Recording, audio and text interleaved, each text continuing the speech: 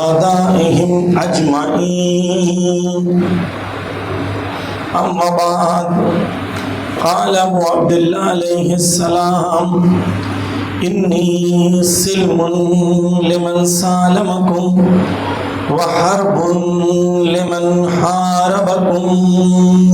صلوات پڑھ دے محمد وعلى عزیزان گرامی. کل آپ کے سامنے جو گفتگو ہوئی یہاں تک، اس میں ہمیں ایک حرب کے اندر ہم لوگ ہیں، ایک جنگ کے اندر ہوں گے، اور یہ حق و باطل کی جنگ ختم نہیں ہوئی ہے. کربلا اس کا بہترین اور بالا ترین مصداق ہے، لیکن کربلا میں حق و باطل کی جنگ ختم نہیں، جنگ جاری.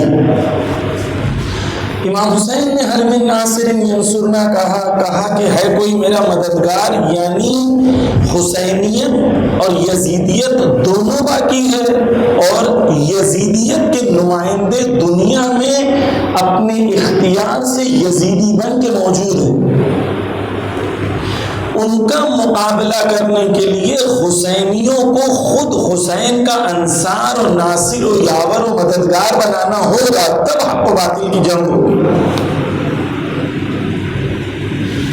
جب تک مومن کو یہ سمجھ میں نہیں آئے کہ حقیقت میں میری زندگی کا مقصد باطل کا مقابلہ کرنا ہے، جب تک اسے کربلا سمجھ میں نہیں. کل جو آپ کے سامنے عرض کیا کہ جب حق و باطل کی جنگ ہوتی ہے تو اس کے اندر جو پہلے مقدماتی ایشوز ہیں، جو کامیابی کے لیے عنصر ہیں، اس میں سب سے پہلی توحید ہے، اللہ کی ذات پہ بھروسہ ہے. جو قومیں اللہ کی ذات پہ بھروسہ رکھتی ہیں وہ کامیاب ہوتی ہیں.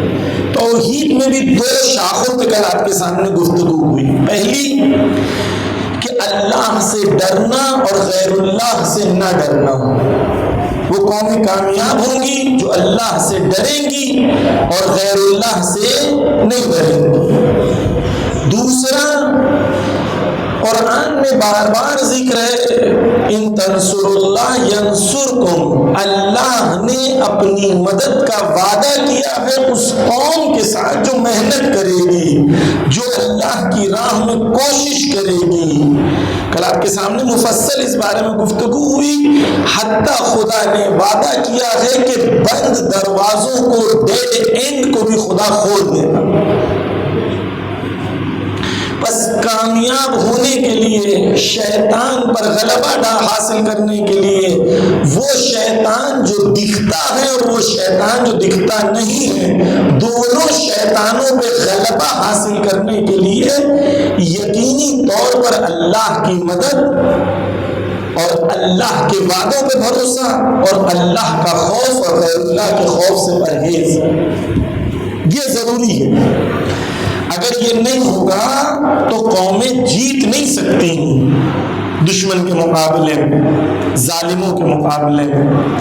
یہاں تک ہماری گفتگو کل تک ہوئی تھی. آج اس کے آگے بڑھانا، ایک صلوات کا سہارا دے محمد وآل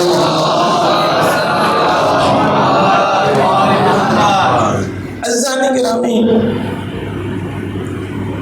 جب تک ہمارے جوان یہ نہیں سوچیں گے کہ مجھے حسین کا سپاہی بننا، مجھے امام کا سپاہی بننا ہے، جب تک وہ ویسی زندگی نہیں جئیں گے جیسی سپاہی کی زندگی. جب تک ہمیں لگ رہا ہے کہ ہم نے 4 رسمیں کر لی اور ہماری ذمہ داری ختم ہو گئی، ہم نے سارا انجام دے دیا،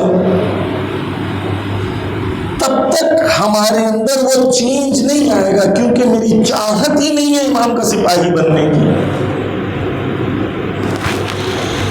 جو میں نے فکر آپ کے سامنے زیارت عاشورہ کا پڑھا ہے، انی سلم لمن سالمکم وحرب لمن حاربکم، یہاں پر میں واضح طور پر کیا کہہ رہا ہوں کہ میں حالت جنگ میں ہوں.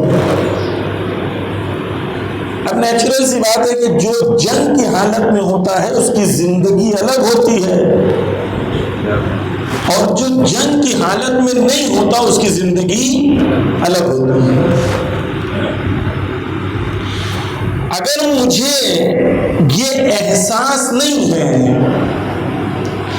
کہ ایک بڑا عظیم پروجیکٹ ہے اللہ کا جو اللہ کو پورا کرنا ہے، اور وہ اللہ پورا نہیں کرے گا جب تک اللہ کی فوج مضبوط نہ ہو، اور وہ اللہ کی فوج مضبوط ہونے میں بھی ایک عنصر ہوں، مجھے بھی اللہ کی فوج بننا ہے، تب اللہ کی فوج مضبوط ہوگی۔ یہ ایٹیٹیوڈ، یہ بیہیویئر، یہ اپروچ، یہ ایموشنز ریلیجن کے ساتھ ہونا چاہیے کہ میں حالت جنگ میں، اور ایک مقصد ہے جسے پورا کرنا ہے۔ وہ مقصد کیا ہے؟ وہ مقصد ہے ظہور۔ ہماری خلقت کیوں ہوئی ہے؟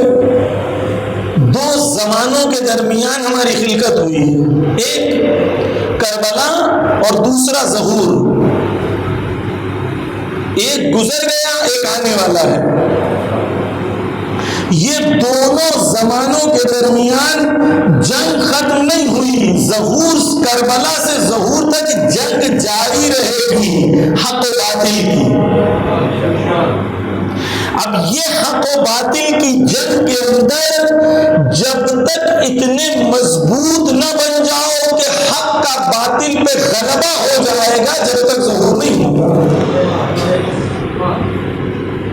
اگر یہ بات ہمیں سمجھ میں آتی ہے تو ہمیں کوشش کرنی ہوگی وہ قوم بنے جو ظہور کے لیے تیاری کرے۔ یہ ہمارے لیے کلیئر ہونا چاہیے۔ عزیزان گرامی، ہر قوم کا ایجنڈا کلیئر ہونا چاہیے۔ ہماری قوم کا ایجنڈا ظہور ہے، ظہور سے کم ہمارا ایجنڈا نہیں ہے۔ جنت ہمارا ایجنڈا نہیں ہے، ہمارا ایجنڈا ظہور ہے۔ واضح، جنت ہمارا ایجنڈا نہیں ہے، ظہور ہمارا ایجنڈا ہے۔ بس غور کریے، دو زمانہ ہے، کربلا اور ظہور۔ اس کے بیچ میں زندگی ہمیں ایسی گزارنی ہے جیسے سپاہی کی، جیسے ہم حالت حرب کے اندر ہیں۔ عزیزان گرامی، جو لوگ اہل بیت کے زمانے میں تھے اور اہل بیت انہیں بار بار بلاتے رہے کہ آؤ میرا ساتھ دو، سوال یہ ہے کہ وہ لوگ امام حسین کا ساتھ دے کیوں نہیں سکے؟ جو لوگ مولا علی کے زمانے میں ہیں، مولا علی بار بار بلا رہے ہیں جنگ کے لیے، آؤ میرے ساتھ، آؤ میرے ساتھ، آؤ میرے ساتھ، لیکن لوگ جنگ کے لیے تیار کیوں نہیں ہوتے؟ کیا وہ جانتے نہیں تھے مولا علی کی فضیلت کیا ہے؟ کیا مولا علی کے معجزے نہیں دیکھے تھے؟ کیا امام حسین کے معجزے نہیں دیکھے تھے؟ سب دیکھے تھے، پھر بھی تیار نہیں تھے۔ کیوں تیار نہیں؟ ہمیں لگتا ہے کہ اگر ہمیں جان لیں گے تو ہم کر دیں گے، لیکن ضروری نہیں ہے کہ جو جانتے تھے وہ مدد کے لیے تیار بھی تھے۔ جو امام حسین کا خیمہ جلا رہے تھے، رو رہے تھے نا؟ پوچھا کیوں رو رہے ہو؟ اس لیے رو رہے ہیں کیونکہ اہل بیت کا خیمہ جلا رہے ہیں۔ کہا خیمہ جانتے ہو اہل بیت کا خیمہ ہے تو جلا کیوں رہے ہو؟ تو کہتے ہیں ہم نہیں لوٹیں گے تو کوئی اور لوٹ لے گا۔ یعنی جاننا کافی نہیں۔ عزیزان گرامی، تاریخ بھری ہوئی ہے ان لوگوں سے جو لوگ سب کچھ جانتے تھے لیکن حق کا ساتھ نہیں دیا۔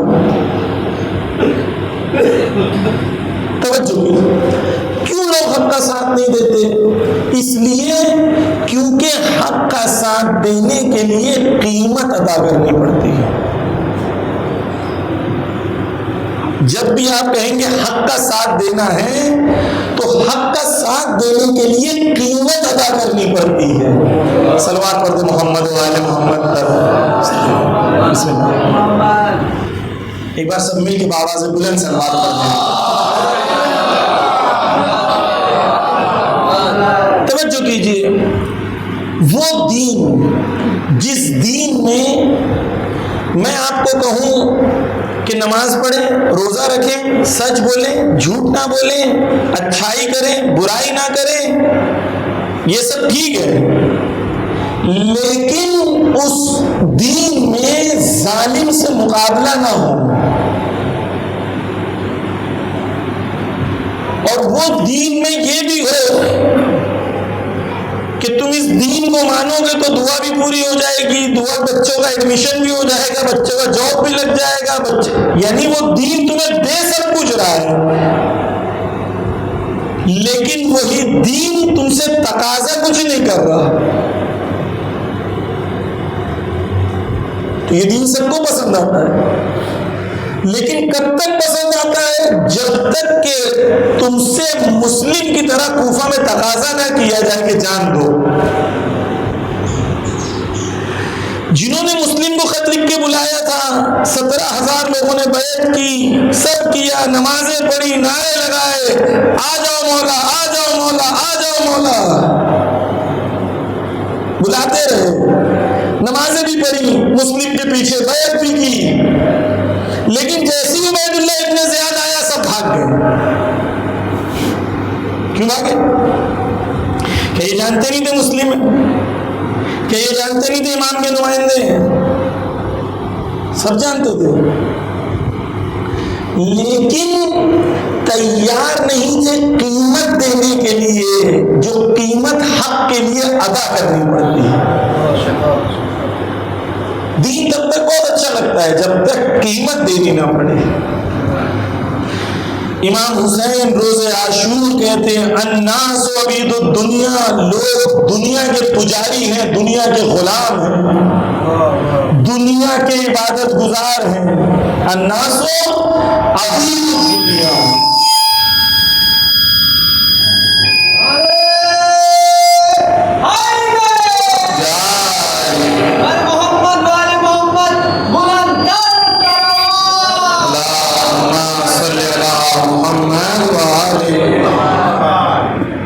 اور جو لوگ الناس عبید الدنیا, لوگ دنیا کے غلام ہیں, دین لائق علی السنتہم, دین ان کے زبان پہ رکھا ہوا ایک لقمہ ہے.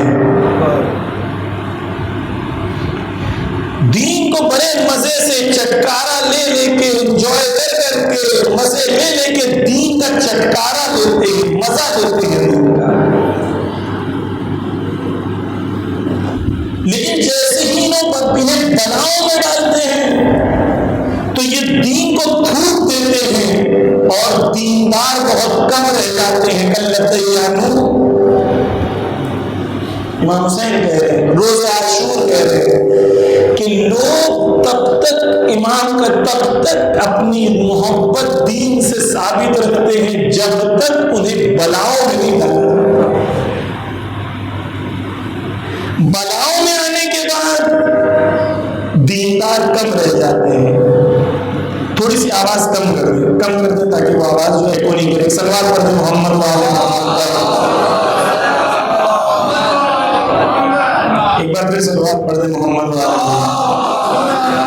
جی بیٹھے توجہ کیجیے. آج کی دنیا میں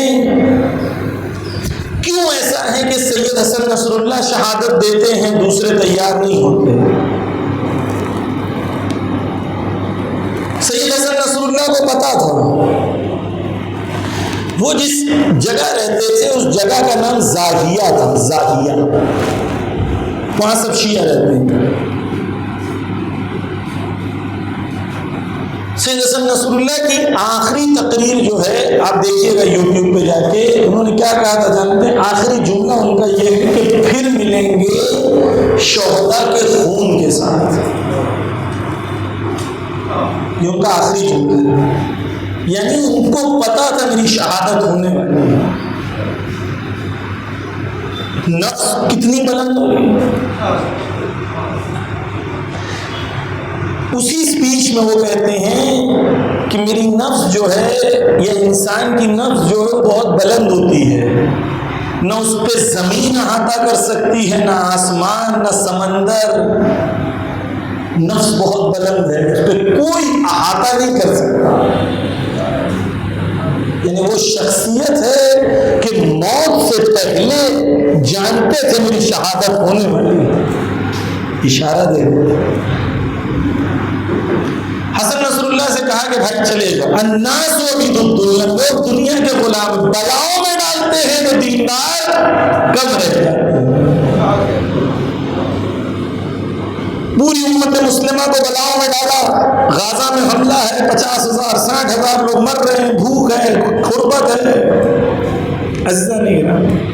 توجہ کیجیے، غازہ کے لوگ ہار نہیں رہے، جیت رہے ہیں. کبھی ذرہ برابر ذہن میں شک نہ آئے کہ غازہ والے ہار گئے، کیونکہ ہم کربلا والے ہیں. شہادت کبھی بھی ہار نہیں ہے. ہار باقی امت ہار رہی ہے جو دنیا کے سامنے ثابت کر رہی ہے کہ مسلمان. سید حسن نصر اللہ نے کیا کہا؟ یہ کہا نا کہ زاہیہ میں بم گر رہا ہے، ان کو لوگوں نے کہا یہاں سے چلے جاتے ہیں، دوسری جگہ چلے جاتے ہیں جہاں سیف ہو. انہوں نے کہا یہاں میرے شیعہ رہتے ہیں، مومن رہتے ہیں، تم چاہتے ہو میں کہیں اور چلا جاؤں، یہ مرتے رہیں، میں ان کے ساتھ رہوں.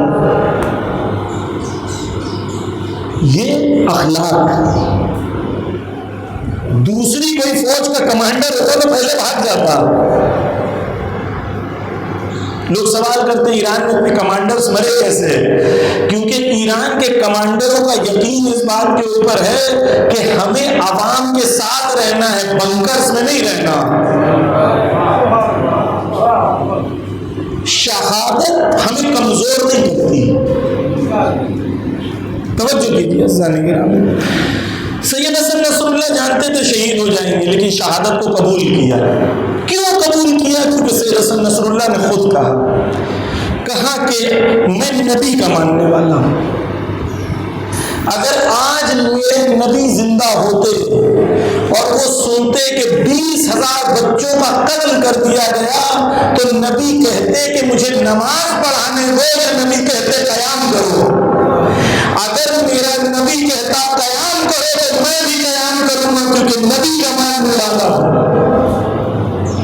پھر سید حسن نصر اللہ نے کہا کہ جو آپشن میرے پاس ہے وہی آپشن تمام امت مسلمہ کے پاس بھی ہے. کیا آپشن ہے؟ وہی آپشن جو امام حسین نے کہا تھا کہ میرے پاس 2 آپشن تھے. قد رکزنی بین اثنتین بین السلہ والذلہ وحیات من الذلہ. کیا کہا امام حسین نے؟ کہا میرے سامنے 2 راستے ہیں. یہ بدکار ماں کے بیٹے نے میرے سامنے 2 راستے رکھے، ایک شہادت کا، دوسرا ذلت کا، یعنی ظالم کے سامنے سر جھکا دینے کا. اور میں حسین ابن علی یہ کہنا چاہتا ہوں حیات من الذلہ، یعنی ہم سے ذلت کوسوں دور ہے. سید حسن نصر اللہ نے کہا حیات من الذلہ. حسین کا شاگرد تھا، اس لیے کہا حسین بھی شہید ہوئے، نصر اللہ بھی شہید ہوا. حسین بھی جیت گئے، نصر اللہ بھی جیت گیا. ہارے نہیں ہیں. بہت سارے جوان ہم سے پوچھتے ہیں مولانا ہمارے بڑے بڑے کمانڈرز مر گئے، آغا رئیسی مر گئے، سید حسن نصر اللہ شہید ہو گئے، اور فلاں شہید ہو گئے، فلاں شہید ہو گئے، کتنا نقصان ہوا. جوانوں، شہادت نقصان کا نام نہیں ہے.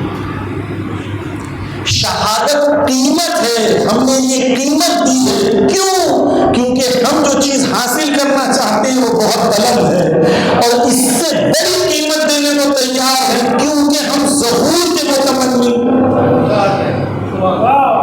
یہ قیمتیں دے رہے ہیں تاکہ ظہور ہو جائے، یہ قیمتیں دے رہے ہیں تاکہ امت مسلمہ بیدار آپ دیکھیں ایک سید حسن نصر اللہ کی شہادت کے بعد لاکھوں سنی جوان ہیں جو کہہ رہے ہیں کہ شیعہ حق پہ ہیں. ہوا یا نہیں ہوا؟ ہم نے 1000 شہید کیے ایران میں، آپ کو لگا نقصان ہو گیا، لیکن 1000 شہادت دینے کے بعد کروڑوں مسلمان اس وقت دنیا میں کہہ رہے ہیں کہ ہمارا رہبر کوئی ہے تو علی خامنہئی ہے. عزیزان گرامی یاد رہے، شہادت قوموں کو زندہ کرتا ہے. جب شہادت دینے کے لیے امتیں تیار ہو، ڈرے نہیں. بس جو چیز اصل ہے وہ کیا ہے؟ وہ یہ ہے کہ جب تک امتوں کے اندر یہ احساس ہوتا ہے کہ ہم اللہ سے ڈرتے ہیں، تب تک کچھ نہیں ہوتا. شہادتیں دے رہے ہیں لیکن میدان میں ڈٹے ہوئے. عزیزان کرام توجہ کیجیے، ہم زیارت اربعین میں پڑھتے ہیں کہ وہ لوگ جنہوں نے امام حسین کا ساتھ نہیں دیا، کیوں نہیں دیا ساتھ؟ زیارت اربعین میں ہم پڑھتے ہیں کہ انہوں نے ساتھ اس لیے نہیں دیا کیونکہ ان لوگوں نے ایک ٹریڈ کیا، ایک ٹرانزیکشن کیا. کیا ٹرانزیکشن؟ انہوں نے اپنی دنیا، اپنی آخرت کو بیچ دیا اور یہ دنیا کو خرید لیا. زیارت اربعین میں ہم نے کل پڑھا، پرسوں پڑھا کہ یہ لوگ کون تھے؟ ان لوگوں نے اپنی آخرت کو بیچ دیا اور آخرت کے عوض میں دنیا کو خریدا. ساتھ ہی میں ہم کہتے ہیں ان لوگوں نے بہت سستا اور ہلکا سودا کیا. آخرت کو بیچ کے دنیا خریدی. یاد رہے کہ جو لوگ آج حسین ابن علی کا ساتھ کل نہیں دے رہے تھے، وہی لوگ آج غازہ والوں کا ساتھ نہیں دے رہے. کیوں؟ کیونکہ ان سب نے بھی دنیا کو خریدا ہے اپنی آخرت کو بیچ کے، اور حسین ابن علی کے چاہنے والوں نے دنیا کو ٹھوکر مار کے آخرت کو خریدا. سید حسن نصر اللہ نے دنیا کو ٹھوکر مار دی. کیا کہتے ہیں سید؟ وہی کربلا کا جملہ، شہدا کا جملہ، مجھے 70 بار جلا دیا جائے، 70 بار راکھ بنا دی جائے، راکھ بنا کے اڑا دیا جائے، پھر بنایا جائے، پھر اڑایا جائے، میں 70 بار مجھے جلا دیا جائے، اڑا دیا جائے، پھر بھی میں کہتا رہوں گا لبیک یا حسین.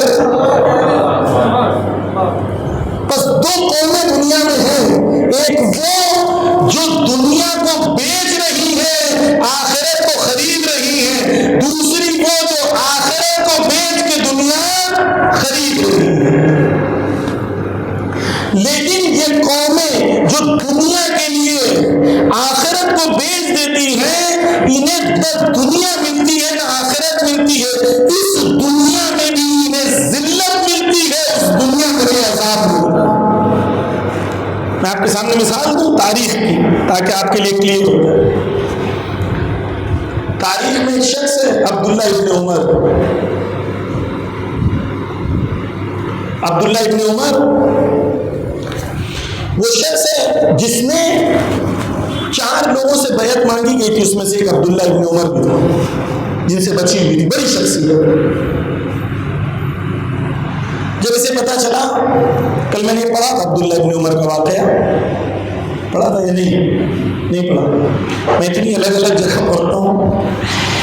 توجہ کیجیے، عبداللہ ابن عمر نے امام کو بلایا، یہ امام کے پاس آیا اور آ کے کہتا ہے کہ تمہیں یہ مار دیں گے. کیوں مار دیں گے؟ کیونکہ یہ ان کی تمہارے سے خاندانی دشمن ہے.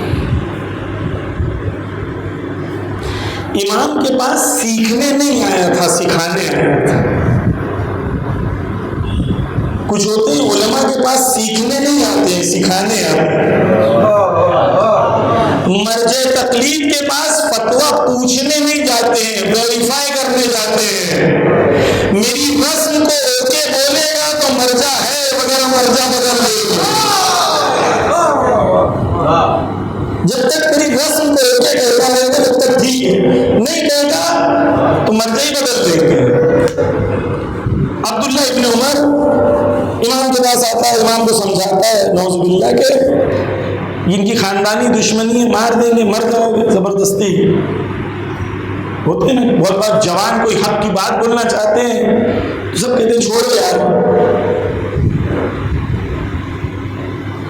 ایک چیز ہے ہمیشہ کہتے ہیں کہ بھائی مانڈولی کرو،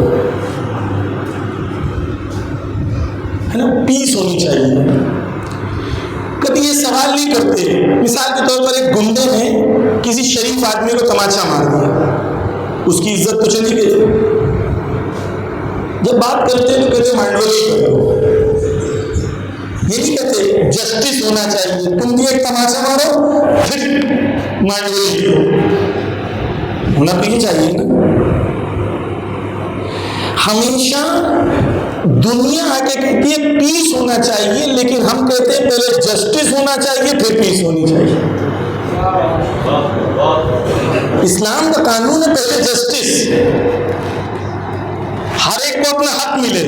ایسا نہیں کسی کا حق مارا جائے آپ بولے چلے جھگڑا بگڑا چھوڑے۔ توجہ کیجیے، بس اسلام کا قانون جسٹس کا قانون ہے۔ ایک صلوات پڑھ دے محمد وآل محمد پر۔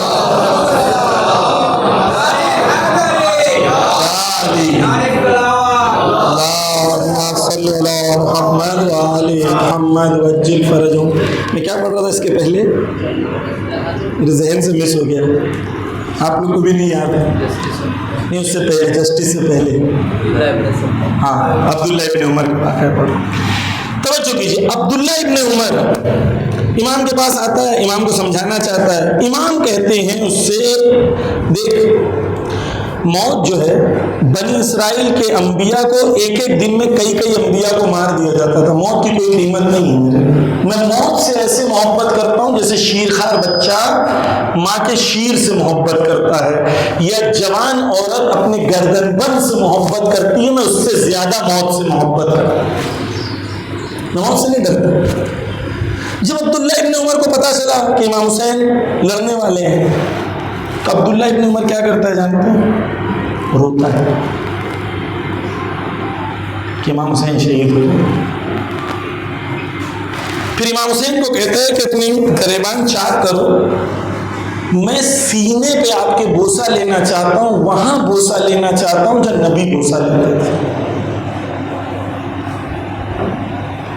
رویا بھی، زری پہ بوسہ نہیں لیا، امام کے سینے پہ بوسہ لیا ہے، لیکن باہر جا کے خط لکھتا ہے یزید کو کہ میں نے تیری بیعت کو قبول کر لیا۔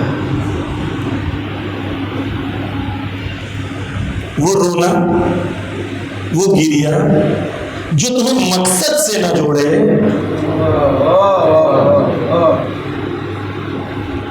اگر نہ یہ بھی رو رہا تھا لیکن حسین کا ساتھ نہیں دیا۔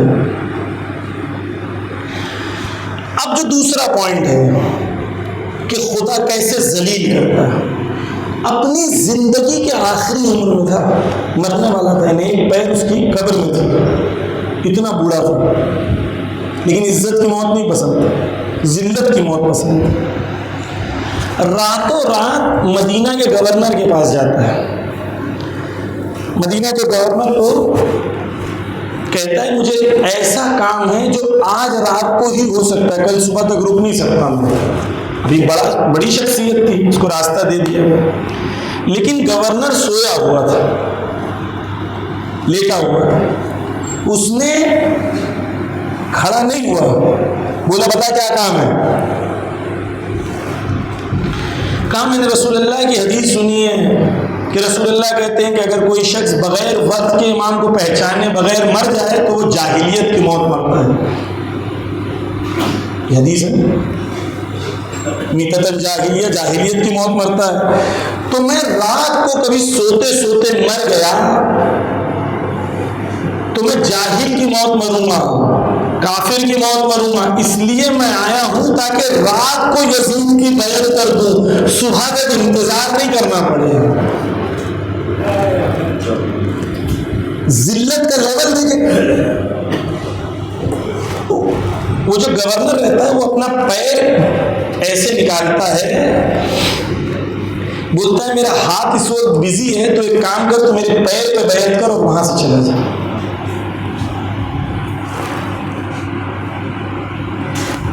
جو ولی خدا کو چھوڑ دے، دین خدا کو چھوڑ دے، وہ پوری دنیا میں اسی طریقے سے ذلیل و خوار ہوتا ہے۔ آپ کو لگتا ہے یہ عرب بادشاہ کی کوئی عزت بچی ہوئی ہے؟ آج میں ایک ویڈیو دیکھ رہا تھا، ایک سعودی بیت المقدس میں گیا نماز پڑھنے کے لیے، فلسطین کے بچے اس کا یہ جو صافہ جو پہنتے ہیں وہ کھینچ کے نکالا، کھینچ کے چھوٹے چھوٹے بچے اس کے منہ پہ آ کے تھوک رہے، کوئی عزت بچی ہے؟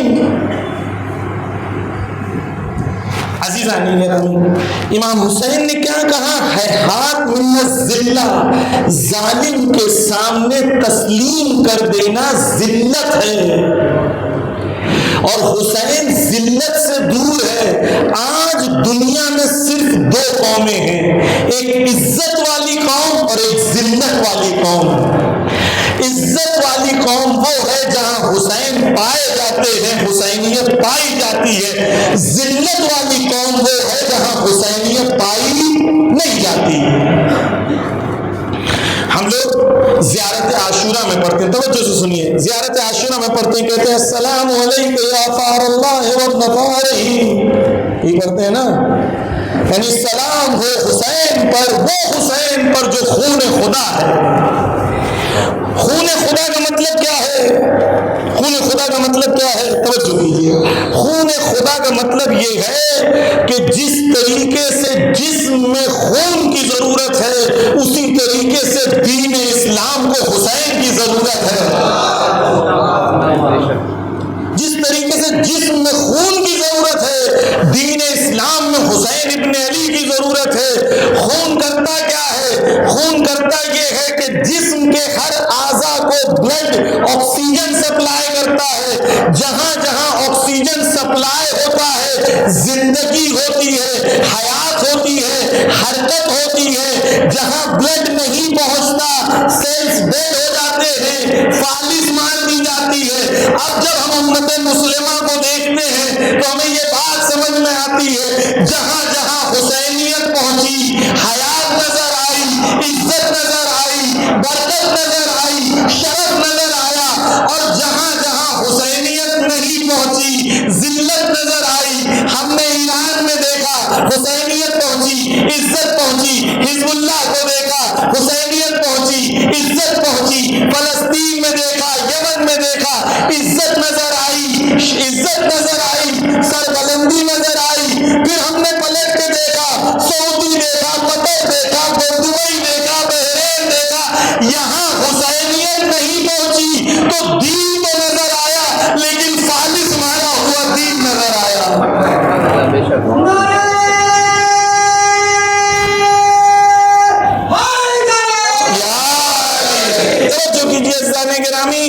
حسینیت جان نہیں پہنچتی، ذلت ملتی ہے، ذلت کے سوا کچھ ملتا نہیں۔ آج تھوکتی ہے دنیا ان کے منہ پر، مسلمان نہیں غیر مسلمان تھوکتے ہیں ان کے اوپر، اتنی بڑی تعداد۔ خدا نے کیا نہیں دیا مسلمانوں کو؟ تیل دیا، گیس دیا، زمین پہ پوری دنیا میں کعبے کو بیچ میں رکھا تاکہ پوری دنیا کا ٹریڈ مسلمانوں کے تھرو ہو۔ یہاں کا مال مر جائے گا، جب تک جا نہیں سکتا جب تک مسلمان جانے نہ دیں۔ خدا نے عطا کیا، صرف ایران کا ایک کارنر ہے، وہاں سے 60% دنیا کا ٹریڈ جاتا ہے۔ جوان تمہارے پاس، دین تمہارے پاس، قرآن قرآن تمہارے پاس، نبی تمہارے پاس، کیا چیز تمہارے پاس نہیں ہے؟ جو چیز تمہارے پاس نہیں ہے وہ ایمان ہے۔ حسینیت تھی تو حسینیت نے عزت دی۔ عزیزان گرامی سنیے، حسینیت کسی ٹائٹل کا نام نہیں ہے، حسینیت کردار کا نام ہے۔ توجہ کیجیے، چیز پیش کر رہا ہوں۔ آپ اور میں ایران کو کیوں سپورٹ کرتے ہیں؟ کیوں کرتے ہیں؟ کیونکہ شیعہ ہے، کیونکہ شیعہ ہے؟ نہیں، کیونکہ شیعہ آذربائیجان بھی ہے۔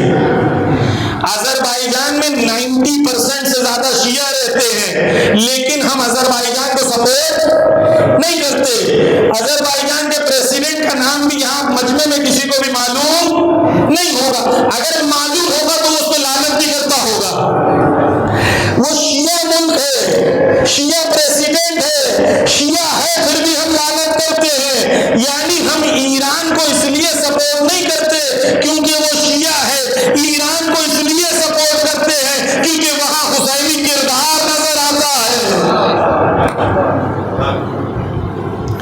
واضح؟ حسینیت ہوگی تو عزت ملے گی، حسینیت نہیں ہوگی تو سوائے ذلت کے کچھ نہیں۔ خدا نے عزت دی۔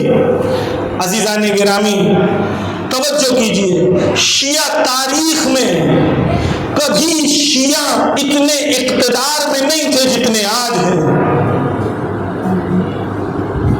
کبھی نہیں تھے۔ ایک مرجع تقلید اعلان کرتا ہے میں نماز پڑھنے آ رہا ہوں، پوری دنیا کے چینلز لائیو کور کرتے ہیں۔ ایران کی جنگ ہو رہی تھی، ہم نیشنل ٹی وی پہ جاتے تھے، تمام چینلز پہ۔ توجہ کیجئے، ایک عالم دین، ایک طالب علم جب جاتا تھا تو اپنی شرطوں پہ جاتا تھا، چینلز کو اپنی شرط لکھ کے دیتا تھا کہ یہ میری شرط ہے، شرط پوری کرو گے تو آؤں گا، نہیں تو آؤں گا نہیں۔ کبھی عزت تھی اتنی شیعوں کی؟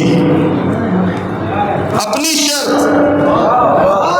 ٹائمز ناؤ والے نے مجھ سے کہا کہ آرنب جی آپ سے 1 to 1 ڈیبیٹ کرنا چاہتے ہیں۔ میں نے جواب دیا بدتمیزوں سے ہم بات نہیں کرتے۔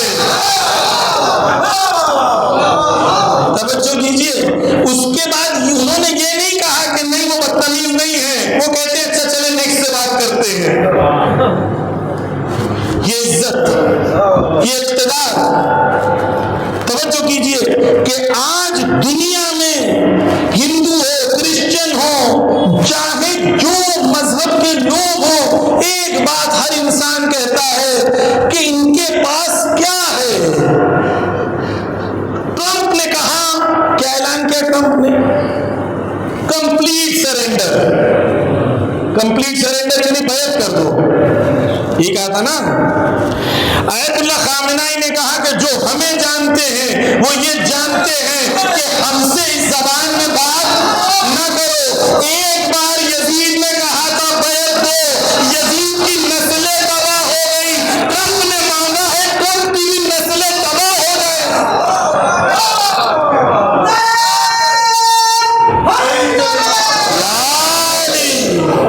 توجہ کیجئے، پوری دنیا پریشان ہے، کیا ہوگا کیا ہوگا کیا ہوگا۔ کہا پورا تہران خالی کر دو۔ کیا کہا؟ پورا تہران خالی کر دو۔ تہران ٹائمز والوں نے جواب دیا ہم تہران ٹائمز کی بلڈنگ خالی نہیں کر رہے، تم پورے تہران کی بات کر رہے ہو۔ عزیزان، قومیں اور ہوتی ہیں جو ڈر جاتی ہیں۔ توجہ کیجیے، میں آپ کو ایک انالیسس پیش کر رہا ہوں کیوں کربلا والے نہیں ہار سکتے۔ کیونکہ دنیا کے قانون اور ہیں، کربلا کے قانون اور ہیں۔ توجہ کیجیے، انہوں نے ایران کے 5-6 ٹاپ کمانڈرز کو مار دیا، سب شہید ہو گئے۔ اس کے بعد موساد نے ویڈیو بنایا، 100 کمانڈرز کو انہوں نے فون کیا اور 100 کمانڈرز کو یہ بولا کہ ہمیں پتا ہے کہ تمہارا نام کیا ہے، تم کہاں ہو، تمہارے گھر پہ اس وقت ہو، ہمیں سب پتا ہے۔ یہ 6 کو مار دیا ہے، اگر تم نے تسلیم نہیں کیا تو تمہیں بھی مار دیں گے۔ 100 کمانڈرز کو فون کیا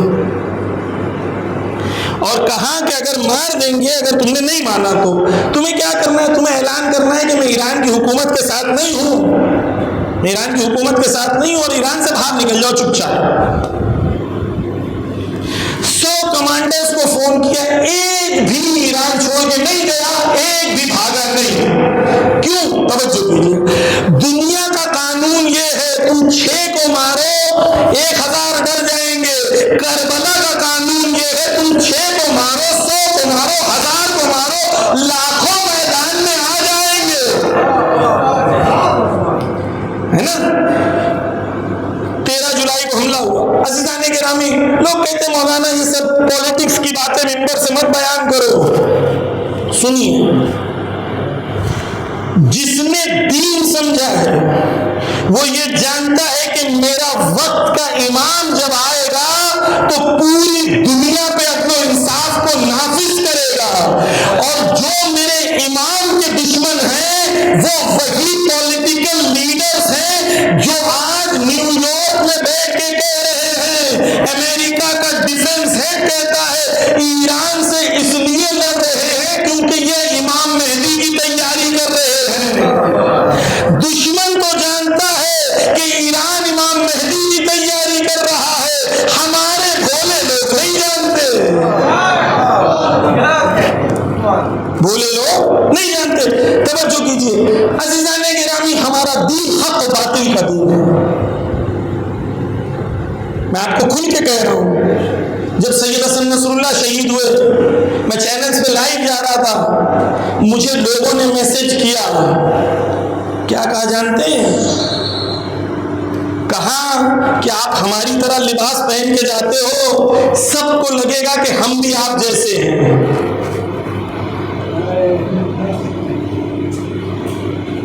یعنی آپ مت جاؤ، آپ جا کے حزب اللہ کا دفاع کر رہے ہو، حق کا دفاع کر رہے ہو، اپنی جان کو خطرے میں ڈال رہے ہو، لیکن آپ کی وجہ سے آپ تو خطرے میں پڑ رہے ہو، ہم بھی خطرے میں پڑیں گے، اس لیے مت جاؤ۔ نہ خود جاتے ہیں نہ دوسروں کو جانے دیتے ہیں، اتنا خوف ہے لوگوں کو، کیوں بات نہیں کرتے ممبر سے؟ اس لیے کیونکہ ممبر سے بات کرو گے تو تمہیں قیمت دینی پڑے گی، اور ہم حسینی، توجہ کیجیے، امام خمینی کہتے ہیں ہمیں کس چیز سے ڈراتے ہو؟ موت سے ڈراؤ گے تو ہم کربلا والے ہیں، بھوک سے ڈراؤ گے تو ہم رمضان والے ہیں، قید اور زندان سے ڈراؤ گے تو سید سجاد والے ہیں، اس چیز سے ڈراؤ گے۔ کیوں نہیں کہتے لوگ حق و باطل کی بات ممبر سے؟ اس لیے کیونکہ قیمت دینی پڑتی ہے، ویزا کینسل ہو جائے گا، جانے نہیں ملے گا، اس لیے نہیں کہتے۔ تمہارا سید حسن نصر اللہ مر گیا، تمہارے رہبر کو کسی نے جان کی دھمکی دے دی، سید سیستانی کی اسرائیل کے نیوز چینل پہ توہین ہو گئی، کہا ان کو جان سے مار دیں گے۔ ایک نوح خان نے کہا، ایک لفظ نہیں کہا۔ بھائی آپ یوٹیوب پہ اگر جاتے اور یوٹیوب پہ بولتے تو آپ کا بھائی یوٹیوب بند ہو جاتا، مان لیا، واٹس ایپ پہ میسج بھیج دیتے، ایک ساؤنڈ میسج بھیج دیتے۔ عزیزان گرامی، میں کھل کے کہہ رہا ہوں، یہ وقت ہے پہچاننے کا۔ دیکھو جو سید حسن نصر اللہ کے ساتھ، رہبر کے ساتھ، سید سیستانی کے ساتھ ہے وہ وفادار ہے، اور جو ان کے ساتھ نہیں ہے وہ غدار ہے۔ کل کے عزیزان گرامی، حق و باطل واضح ہونا چاہیے، کلیئر ہونا چاہیے۔ کیوں نہیں لوگ ساتھ دیتے ہیں؟ اس لیے کیونکہ قیمت دینی پڑتی ہے۔ لوگ دین میں قیمت دینے کو تیار نہیں ہوتے، دین سے فائدہ لینے کو تیار رہتے ہیں، قیمت دینے کو تیار۔ کیوں؟ یہ پورے مسلم امت کے لوگ سید حسن نصر اللہ کہتے ہیں، سب جانتے ہیں کہ جو میرے پاس آپشن ہے وہی ان کے پاس ہے۔ میرے سامنے بھی دو آپشن تھے، عزت کا اور ذلت کا. ان کے سامنے بھی دو آپشن تھا، عزت کا اور ذلت کا. جو زیارت اربعین میں پڑا، عزیزان گرامی، کربلا ختم نہیں ہوئی. کربلا روز عاشور کو دنیا کے سامنے وہ نور تھا جو درخشان ہے، اور یہ درخشان نور پر ظہور چلتا رہے گا. آج بھی یزیدیت ہے. کیوں ساتھ نہیں دے رہے؟ اس لیے ساتھ نہیں دے رہے کیونکہ یہ عمر سعد ہے زمانے کے. عمر سعد کون تھا؟ عمر سعد بچپن سے امام حسین کو جانتا تھا کہ امام حسین کون ہے. امام حسین کے ساتھ کھیلا ہوا تھا. سعد بن ابی وقاص کا بیٹا تھا، بڑے صحابی کا بیٹا. اس کو کربلا میں اس لیے لایا گیا تھا تاکہ کربلا میں یہ کہا جائے کہ دو بڑے صحابیوں کے بیٹوں میں جنگ ہوئی تھی، ایک نے دوسرے کو مار دیا. اس لیے لایا گیا. عمر سعد دوسری محرم سے کوشش یہ کر رہا تھا کہ اسے حسین کو مارنا نہ پڑے، کسی طریقے سے حسین مان جائے، بیعت کر لے. 9 محرم کو خط آیا عمر سعد کے پاس. 9 محرم کو عمر سعد کے پاس خط آیا. اس خط میں عبید اللہ ابن زیاد نے لکھا کہ اگر تو نے جنگ نہیں کی تو تجھے میں عزل کر دوں گا، شمر کو کمانڈر بنا دوں گا. اب عمر سعد کے پاس آپشن ہے، یا حسین یا شہر غیب. جب تک دونوں مل رہا تھا، لڈو بھی مل رہا ہے، حسین بھی مل رہے، تب تک تو سب ٹھیک تھا. اب دونوں میں سے ایک آپشن، یا شہر غیب یا حسین. حسین کو چھوڑ دیا. شب عاشور، جوانوں خاص طور پر سنو، شب عاشور امام حسین عمر سعد سے ملتے ہیں. شب عاشور کو امام حسین اور عمر سعد ملتے ہیں خیمے میں. امام حسین بلاتے ہیں اس کو. عمر سعد کے پاس جب امام جاتے ہیں تو امام حسین بیٹھتے بیٹھتے اس سے ایک سوال کرتے ہیں، عمر سعد کیا تو نہیں جانتا کہ ہماری مقام و منزلت کیا ہے؟ عمر سعد کیا کہتا جانتے ہیں؟ کہتا کیوں نہیں میں جانتا ہوں آپ کی مقام و منزلت کیا ہے. جان لینا کافی. عمر سعد جانتا تھا حسین کی مقام و منزلت. امام حسین نے عمر سعد سے کہا، عمر سعد جوانوں، جو آفر امام حسین عمر سعد کو دے رہے ہیں وہی آفر میرے اور آپ کے لیے بھی آج موجود ہے. وہی آفر سید حسن نصر اللہ کے پاس تھا، انہوں نے قبول کر لیا. عمر سعد کو امام کہتے ہیں، عمر سعد تو آج ہمارے لشکر میں آ جا. امام حسین آج مجھے کیا کہہ رہے ہیں؟ یہ کہہ رہے ہیں نا کہ آج میرے لشکر میں. عمر سعد کیا کہتا ہے؟ عمر سعد کہتا ہے کہ دیکھو اگر میں آپ کے ساتھ آ گیا تو یہ لوگ مجھے مار دیں گے، تو میری بیوی بچوں کا کیا ہوگا؟ ان کو ماریں گے. امام حسین کہتے ہیں میں گارنٹی لیتا ہوں تیرے بیوی بچوں کو کچھ ہوگا نہیں. پہلا بہانہ کینسل. بہانہ نمبر 2 کہتا ہے کہ اگر میں آپ کے ساتھ آ گیا تو میرے یہ مال و دولت جمع کیا ہوں، یہ مال و دولت جو میں نے جمع کیا ہوں، یہ مال و دولت جو میں نے جمع کیا ہوں، اس کا کیا ہوگا؟ امام کہتے ہیں تو ڈر مت. کہہ رہا دشمن غارت کر دیں گے. کہتا تو ڈر مت. امام کہتے ہیں جتنا مال و دولت تیرے پاس ہے اس سے زیادہ میں نے مکہ میں ایک گھر میں رکھا ہے، تیری بیوی بچوں کو وہ پہنچ جائے گا. حسینیت یعنی اتنا یقین حسین پہ ہو کہ جتنا حسین دے سکتے ہیں اتنا دشمن خدا بھی دے سکتا. امام حسین کہتے ہیں میں دوں گا، اس سے زیادہ دوں گا.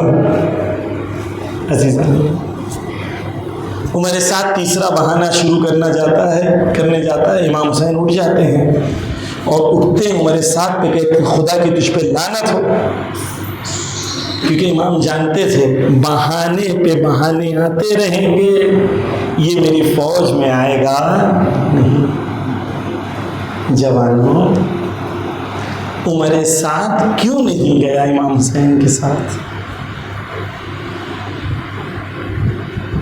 عمر سعد پہ لعنت کرنا بڑا آسان ہے، لیکن اپنے نفسوں میں چھپے ہوئے عمر سعد کو پہچان کے کچلنا بڑا سخت ہے۔ ہم کیوں نہیں جا رہے امام کے پاس؟ کیا وہی چیز جس نے عمر سعد کو روکا تھا کہ وہی چیز مجھے نہیں روک رہی؟ میں کیوں نہیں جا رہا ہوں آج امام کے پاس؟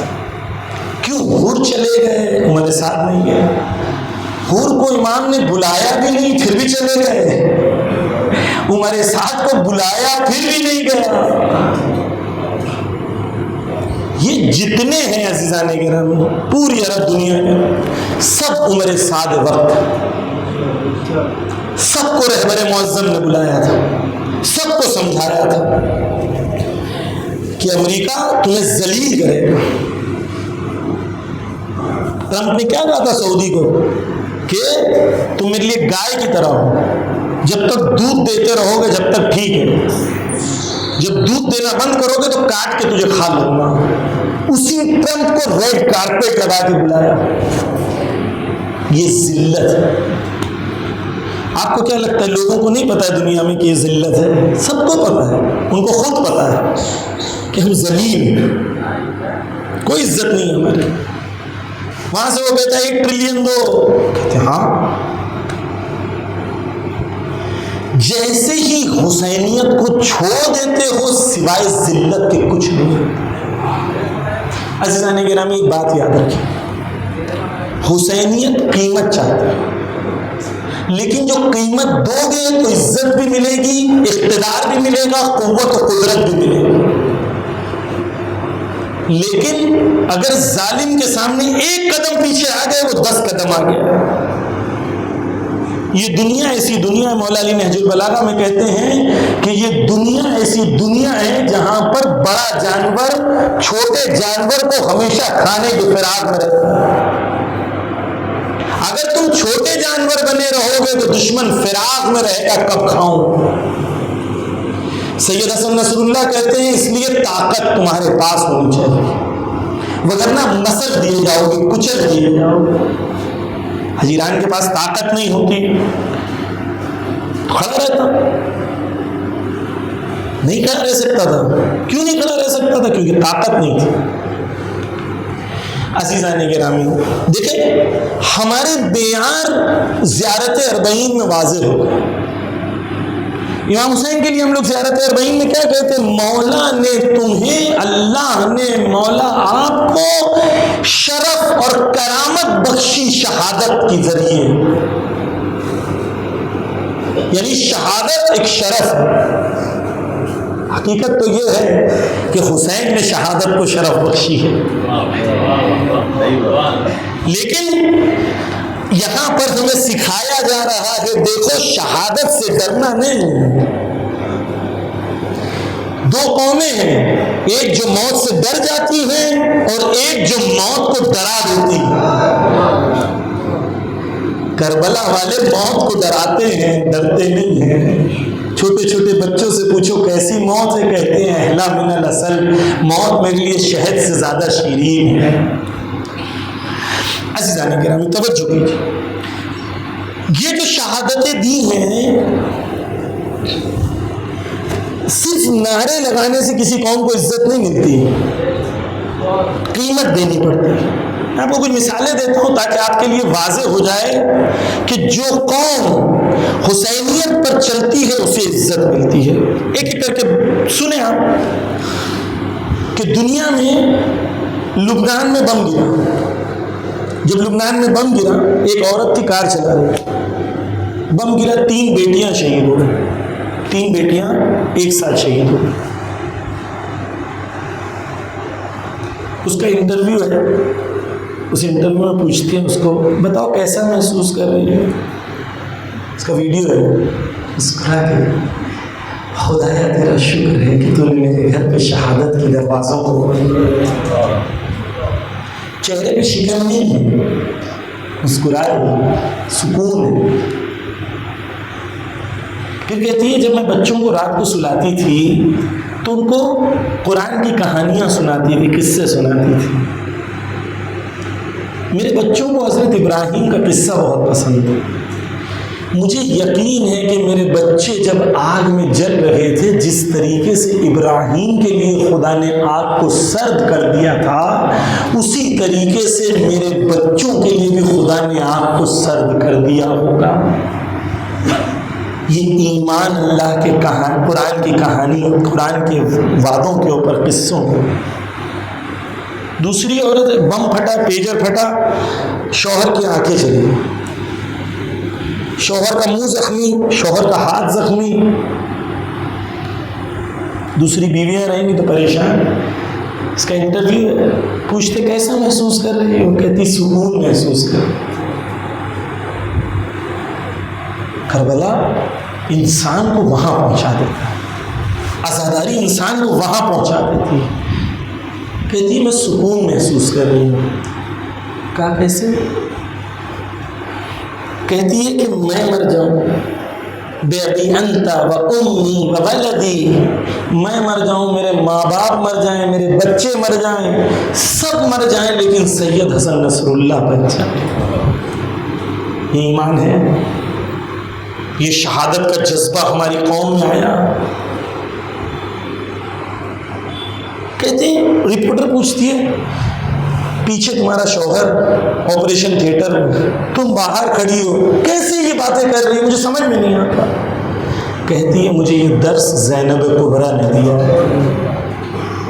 مسائل نہیں شروع کر رہا ہوں میں, لیکن زینب کبریٰ اس حالت میں آئی تھی دربار میں, اور دشمن سامنے تھا, اور دشمن کہتا ہے دیکھا کس طریقے سے تیرے بھائی کو خدا نے ذلیل کیا ہے, تو اس کو ڈانٹ کے کہتی ہے حضرت زینب کہ تجھے لگتا ہے یہ حکومت تجھے تیرے لیے, تیرے پاس اللہ کی طرف سے گفٹ ہے, یہ تیرے لیے مہلت ہے کچھ دنوں کی. پھر کہتی ہیں کس پہ اکڑ رہا ہے, پھر کہتی ہے مرعیت الا جمیلا, میں نے خدا کے حسن و جمال کے سوا کربلا میں کچھ نہیں دیکھا.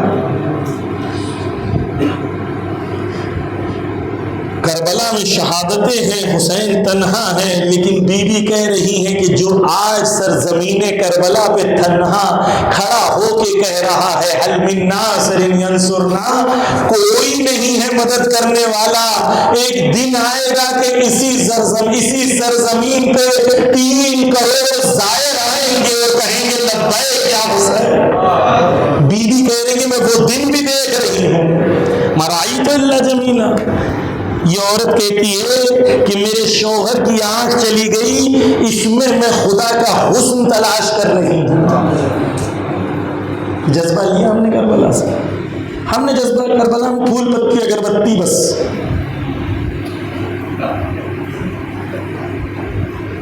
کربلا ویلیوز کا نام ہے, کربلا اقدار کا نام ہے. دیکھیں شب عاشور وہ رات ہے جس رات میں مائیں بچوں کو تیار کر رہی ہیں. یہ نہیں کہہ رہی ہیں کہ کل کا دن وہ دن ہے مولا کے صدقے میں تو بچ جائے, یہ تیار کر رہی ہے کہ کل جب وقت کے امام کو ضرورت پڑے تو پہلے جان دینا. 11 سال کا بچہ میدان میں آتا ہے گھوڑے پہ سوار ہو کے, عمرو بن جنادہ جب میدان میں آتا ہے گھوڑے پہ آتا ہے تو امام حسین کہتے ہیں تو پلٹ جا, تیرے باپ کا غم تیری ماں کے لیے کافی ہے, جا تو ماں کا سہارا بن. وہ پلٹ کے کہتا ہے میری ماں نے ہی تیار کر کے بھیجا ہے کہ جا تو حسین پہ قربان ہوتا. یہ جذبہ کربلا سے ہم نے لیا. فلسطین والے لے رہے ہیں, یمن والے لے رہے ہیں, لبنان والے لے رہے ہیں, ایران والے لے رہے ہیں, اس لیے جیت رہے ہیں. جو قومیں قربانی دینے کے لیے تیار ہو جاتی ہیں ظالموں کو نابود کر دیتی ہیں, کیونکہ ظالم کا سب سے بڑا ہتھیار خوف ہے. 500 کو مارو, 5000 کو ڈرا دو. 500 کی موب لنچنگ کرو, 50,000 خود ہی ڈر جائیں گے. کربلا والے کہتے ہیں تم 500 کو ڈراؤ گے, 50,000 میدان میں آ جائیں گے. دیکھیں ویلیوز بدل جاتی ہیں کربلا کے بعد، خوف ختم ہو جاتا ہے۔ کل میں نے عرض کیا جس کے دل میں خدا کا خوف آ جاتا ہے، پھر شیطان کا خوف اور دشمن کا خوف اس کے دل میں باقی نہیں رہتا۔ یہ کربلا ہے۔ عزیزان گرامی، فلسطین میں سنی لیکن حسینی ہے۔ شیخ احمد یاسین امام خمینی رہبر سمجھے، جو ان کے اسپریچول لیڈر ہیں، شہید ہو گئے، عجیب شخصیت ہے۔ یعنی جسم معذور تھا، پوری زندگی ویل چیئر پہ تھا، جسم معذور تھا لیکن روح میں اتنی قدرت تھی کہ وہ غازہ والے جو ہمیشہ بھیک مانگتے تھے ان کو ایک قدرت مند اور ایک طاقتور گروہ میں تبدیل کر دیا، معذور جسم کے ساتھ، ایمان اور روح کی طاقت سے۔ رہبر معظم ان سے ملے تو ان سے رہبر معظم نے کہا کہ میں تمہاری تقریریں سنتا ہوں اور میں یہ جانتا ہوں کہ تم جو کہتے ہو وہ قرآن کے مطابقت میں صحیح کہتے ہو۔ امام خمینی اور رہبر نے شیخ احمد یاسین کو انسپائر کیا۔ یمن میں زیدی شیعہ ہیں لیکن حقیقت میں وہ حنفی ہیں، سنی ہوتے ہیں، زیدی شیعہ شیعہ نہیں ہوتے ہیں۔ فلسطین سنی، یمن سنی، حزب اللہ شیعہ، ایران شیعہ۔ ہمیں یہ سمجھ میں آیا کہ بات شیعہ سنی کی نہیں ہے، حسینی اور غیر حسینی کی، کیونکہ آذربائیجان شیعہ ہے لیکن غیر حسینی ہے، اس پہ لعنت بھیجتے ہیں۔ آج شیعہ سنی کی نہیں ہے۔ اور لوگ کہتے ہیں مولانا یہ فلسطین میں، توجہ کیجیے، یہ ناصبی ہیں، سارے اہل بیت کے دشمن ہیں۔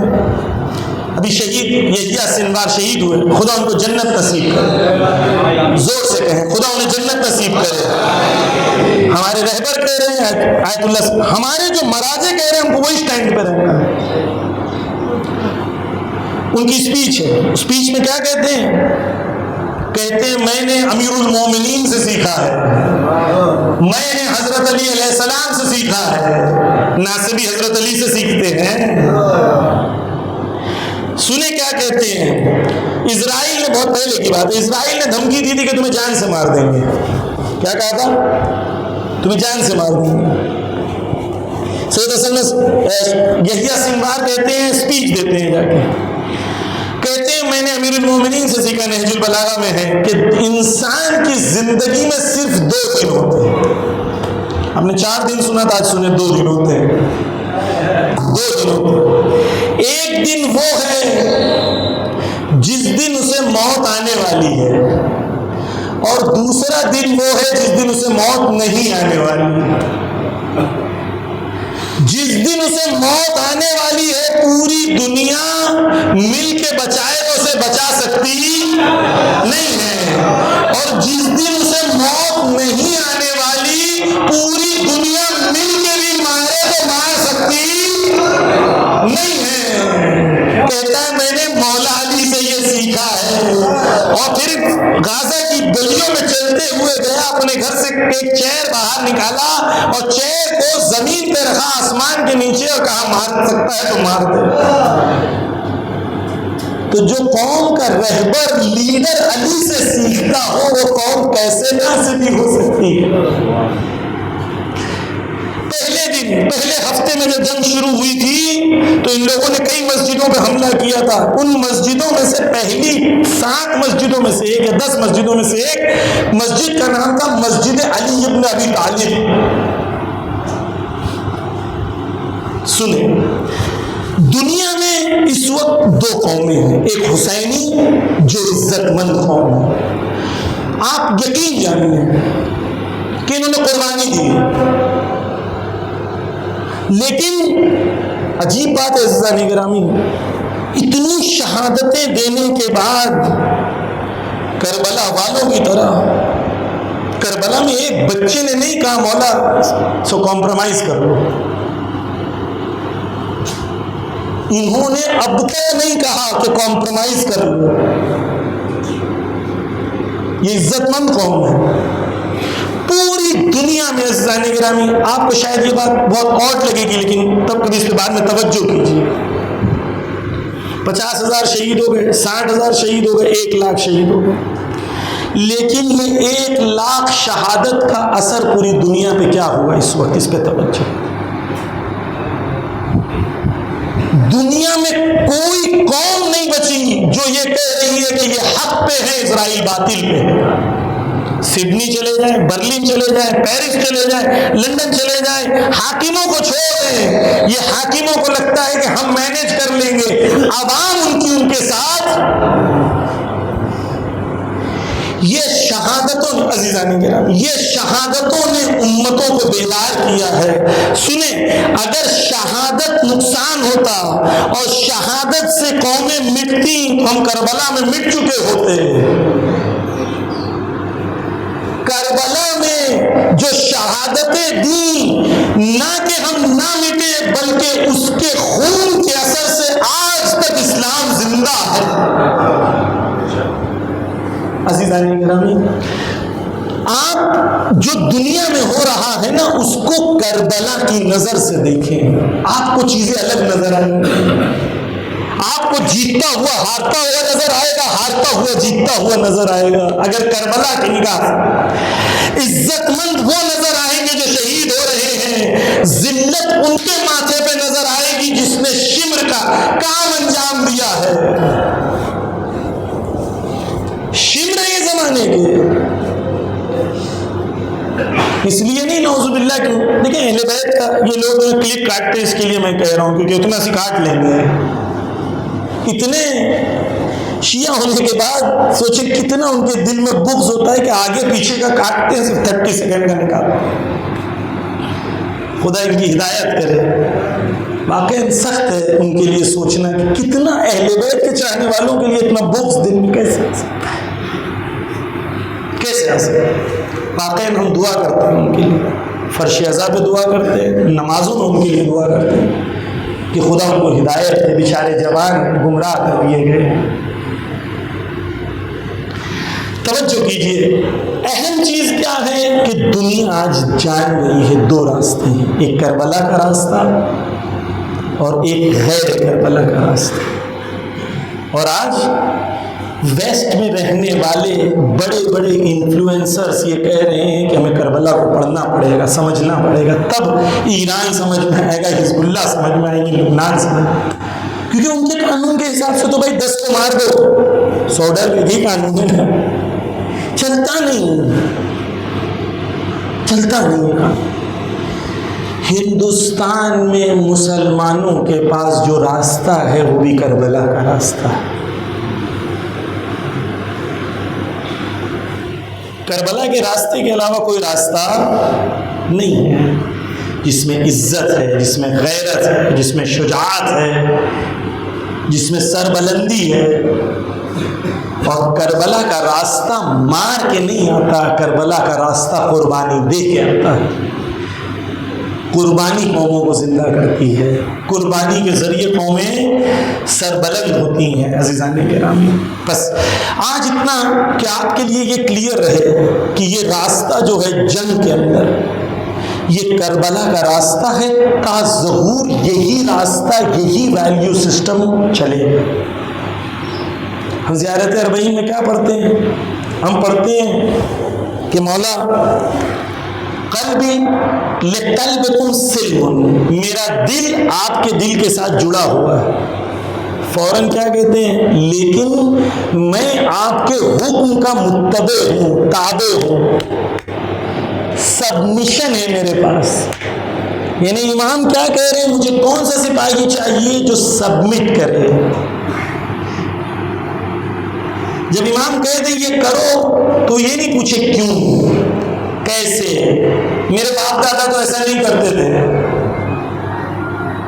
ہے نا؟ عزیزان گرامی، میں نے کل بھی عرض کیا تھا، آج بھی کر دیتا ہوں، کل انشاءاللہ اس سے واضح طور پہ کروں گا۔ رسمیں وسیلہ ہیں حسین تک پہنچنے کے لیے۔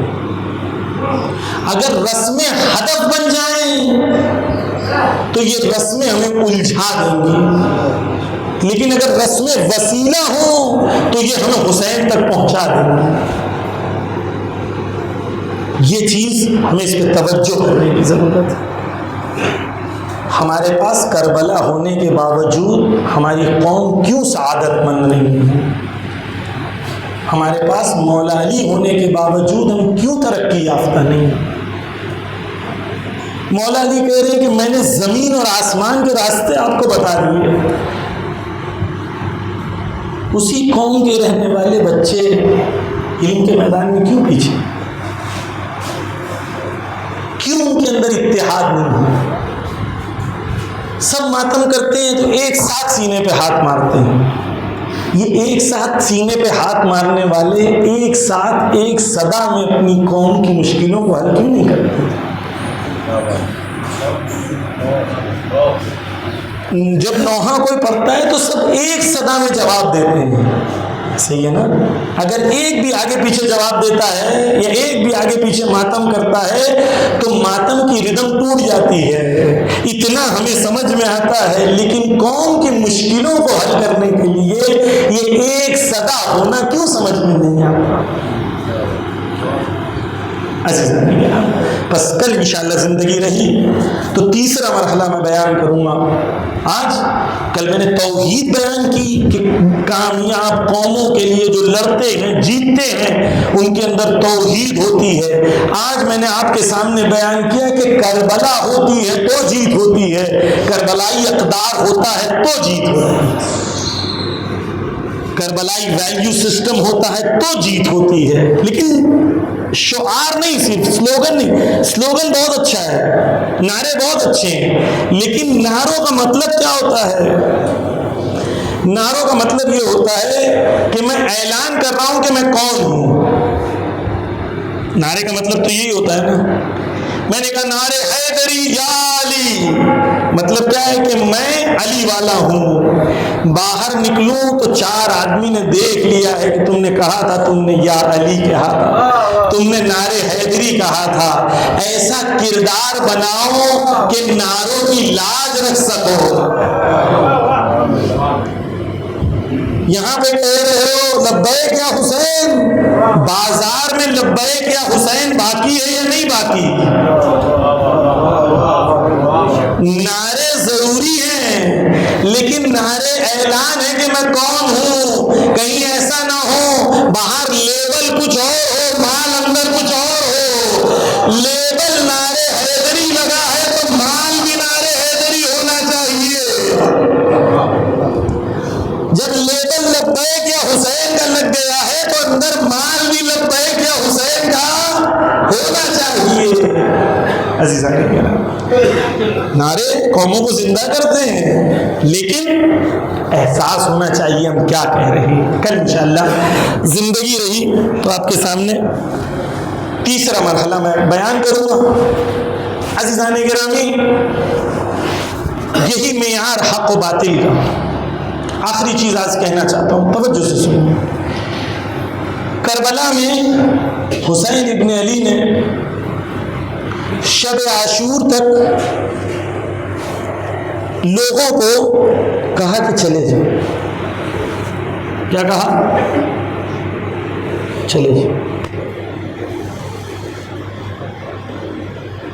ہے نا؟ ساتھیوں کو کہا چلے جاؤ، کوئی گیا نہیں۔ اکثر مطلب یہ کہتے کوئی گیا نہیں۔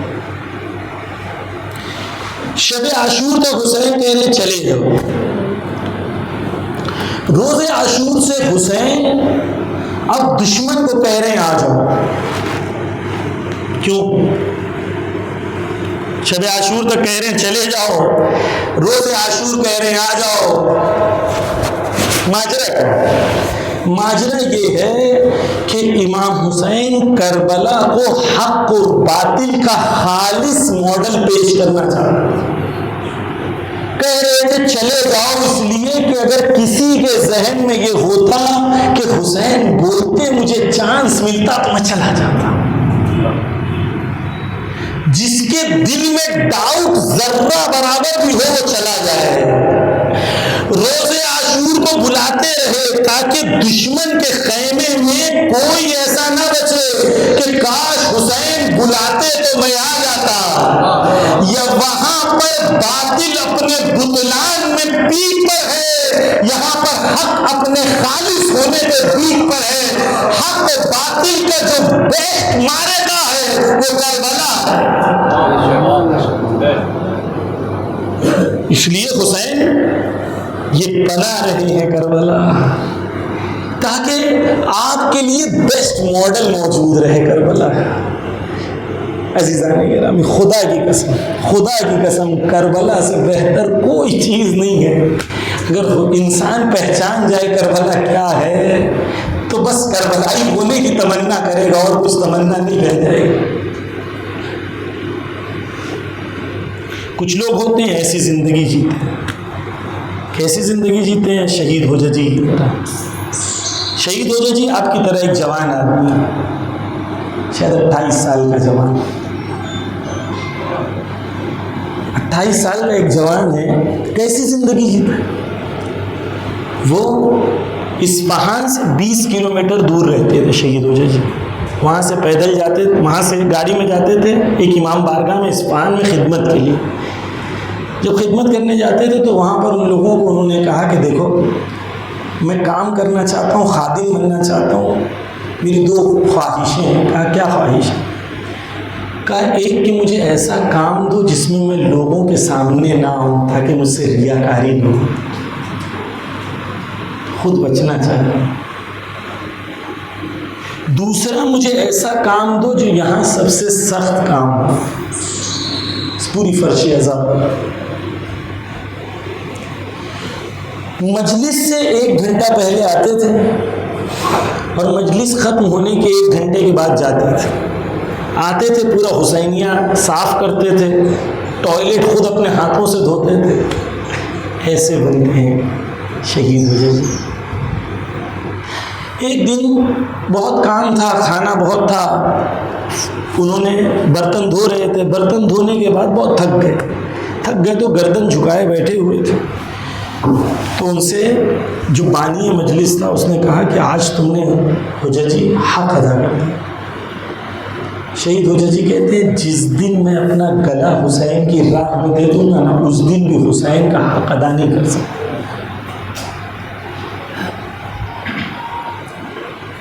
جب ہم شہید ہوئے شہید ہوجا جی تو ان کی بیوی انٹرویو دے رہی تھی۔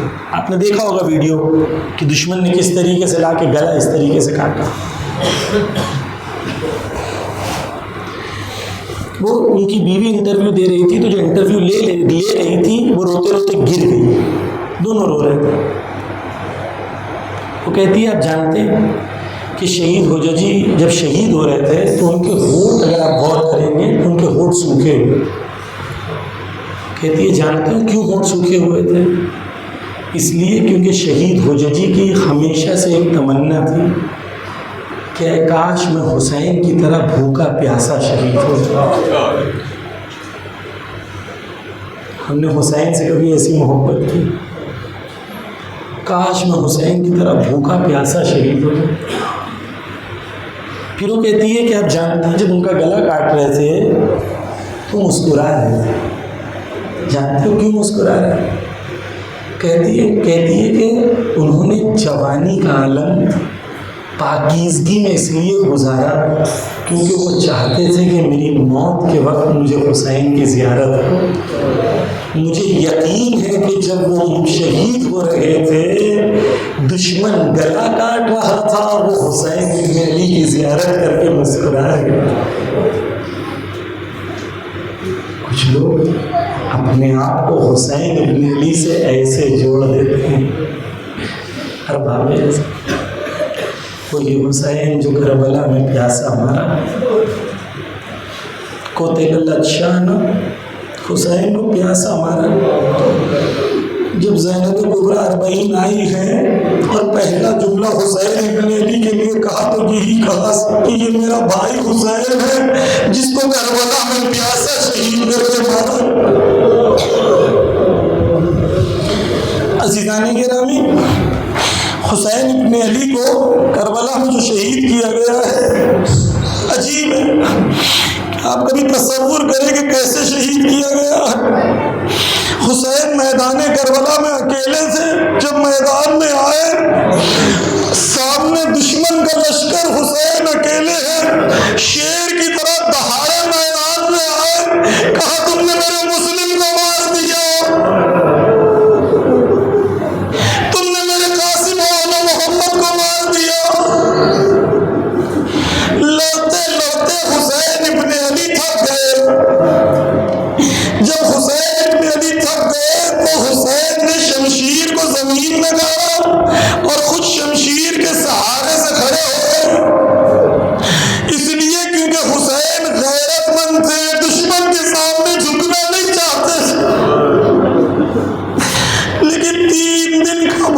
प्यासा हुसैन कितनी देर तक खड़ा रहे, कितनी देर हुसैन जमीन में गिर गए। जब जमीन में गिर गए, अली का बेटा था, बहादुर था, शुजा था, दुश्मन में कुव्वत नहीं थी नजदीक आने की। कहा पता नहीं जिंदा है या मर गया, कहा मुझे पता है क्या करना है, कहा खैमों में हमला कर दो, जिंदा है तो खड़ा हो जाए। दुश्मन जमा हुए, खैमों की तरफ गए, हमला किया। हुसैन ने देखा, हुसैन एड़ियों और घुटनों के बल चलते हुए खैमे की तरफ जा रहे हैं, कह रहे हैं जब तक हुसैन जिंदा है खैमों की तरफ कोई नहीं जाएगा। मैं हाथों को जोड़ के कहूँगा मौला, एक लम्हा न देखा गया, अब सैयदे सज्जाद के बारे में सोचो कि ये सैयदे सज्जाद है। जब भी पूछा गया कि सबसे सख्त मरहला कहाँ गुजरा, तो कहा अश्शाम, अश्शाम, अश्शाम।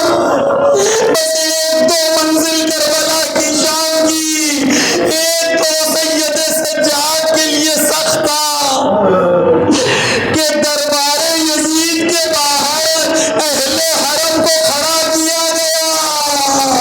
30 घंटा खड़े थे, लोग आते थे, तालियां बजाते थे, सीटियां मारते थे। ज़ैनब कुबरा और बीबियां एक दूसरे के पीछे। अरबाबेगा, कोई गैरतमंद मर्द हो, उसको समझ में आए कि नामो रंग के दूसरे के दरमियान, अरे ज़ैनब कुबरा है। वो ज़ैनब जो मदीना से निकली थी, तो अब्बास ने सदा लगाई थी कि जहां तक निगाहें हैं पीछे हट जाओ, ज़ैनब आ रही है। एक और मंजिल शाम में बड़ी सख्त थी। आप जानते हैं अली के दुश्मन यहूदी से सख्त थे। एक बाजार था, एक महल्ला था यहूदियों का।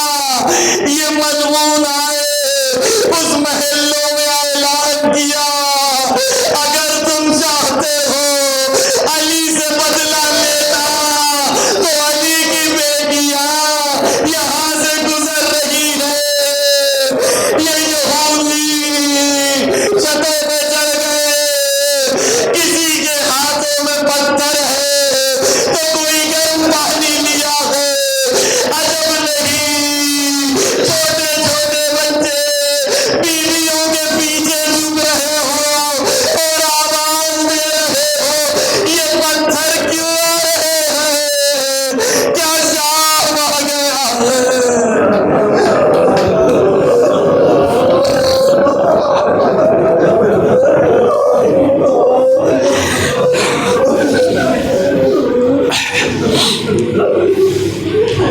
अला लअनतुल्लाहि अलल कौमिज़ ज़ालिमीन। या अल्लाह बहक़ मोहम्मद व आले मोहम्मद, इस इबादत को तेरी बारगाह में मकबूल फरमा।